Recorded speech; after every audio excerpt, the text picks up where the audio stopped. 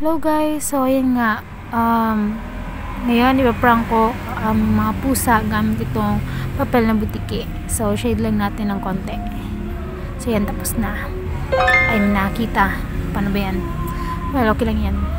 So halina't gupitin na natin. Medyo nga mahirap nga itong gawin, pero okay lang yan. Para sa prank, kakayanin. Ayan, tapos na ang ating DIY butiki. Ay, may bagong biktima na tayo ngayon. Tingnan nga natin kung effective. So ayan nga, parang tinitingnan lang. Move ko lang ng konti yung butiki. Parang tinitingnan niya lang. Observe ba guys? Nawala na yung attention niya sa butiki. Hindi ba kapani-paniwala yung butiki ko? So ayan, tinitingnan niya lang. Parang hindi ata effective guys. Tingnan nga natin mamaya.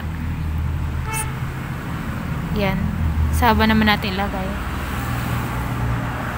Ayan, tinitingnan lang talaga. Ewan ko ba kung ba't i-move lang natin ng konti para yung attention nila makuha natin.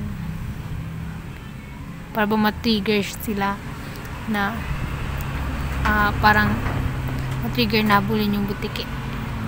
Yan, parang effective na. Unti-unti nang nakukuha yung attention. Yan.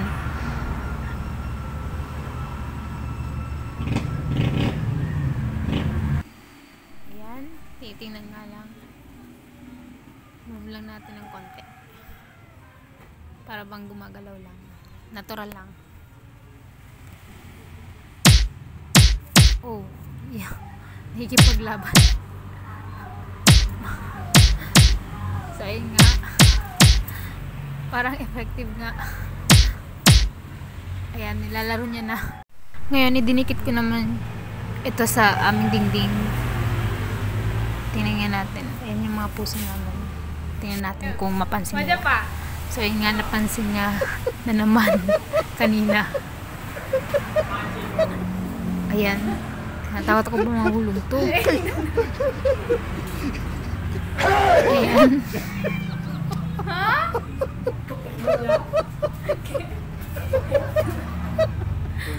Talagang akitin niya talaga para makuha yung butiki.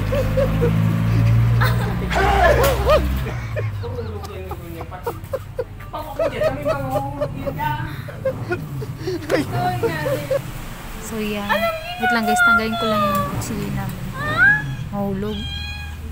Mahulog pa kasi. Bakit? So yan. Hindi pa yan siya matigil. Talagang pusigid talaga siya makuha yung butiki. So ayan, unti-unti niyang inaabot. Pero kunin ko na. Nawala daw. Yan. Lipat ko naman yan sa iba. Ayun, at nakita niya ulit kung saan ko inilagay ulit yung butiki. Ayan. Nakita niya nga. Galing. Galing talaga ng mga pusa. Basta pag may butiki. Kaya nga lahat ng mga most of our butiki parang iubos na. Yun. Kuha niya nga. Bakit ano? Patay na ata.